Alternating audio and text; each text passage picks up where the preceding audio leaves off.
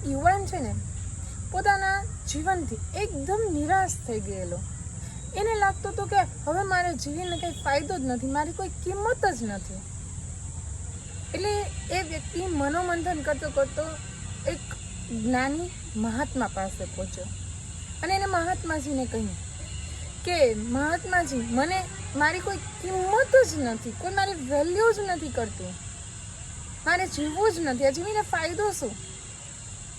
એટલે પેલા મહાત્મા હતા ને એને એક લાલ કલરનો પથ્થર આપ્યો અને પેલા યુવાનને કહ્યું કે આલે આ પથ્થર અને બજારમાં જઈ અને આની કિંમત કરી આવો. પેલો યુવાન તો ગયો, શાકભાજીવાળા પાસે ગયો અને આ પથ્થર બતાવી અને કહ્યું કે આની શું કિંમત છે, તું મને આના બદલામાં શું આપીશ? એટલે પેલા શાકભાજીવાળા છે એને કહ્યું કે આના બદલામાં હું તમને 10 સફરજન આપીશ.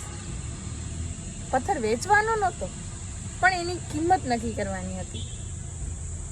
એટલે એ ત્યાંથી નીકળી ગયો. પછી તો કે એક જ્વેલરીવાળા પાસે ગયો, સોની પાસે ગયો અને એને કહ્યું કે આ લાલ પથ્થર છે ને એ હું તમને આપું, તમે એના બદલામાં શું આપશો મને? એટલે પેલા જ્વેલરીવાળા ભાઈ હતા ને એને પથ્થર જોયો અને પછી કીધું કે આ કિંમતી પથ્થર છે, હું તને એના 2 કરોડ રૂપિયા આપીશ. યુવાન મનમાં ખુશ થયો કે વાહ, 10 સફરજન મળતા હતા, એના બદલે 2 કરોડ રૂપિયા. છતાં એ યુવાન આગળ વધ્યો, એક રત્ન પારખું પાસે ગયો અને એને જઈને પથ્થર બતાવ્યો અને પૂછ્યું કે તમે આના બદલામાં મને શું આપશો?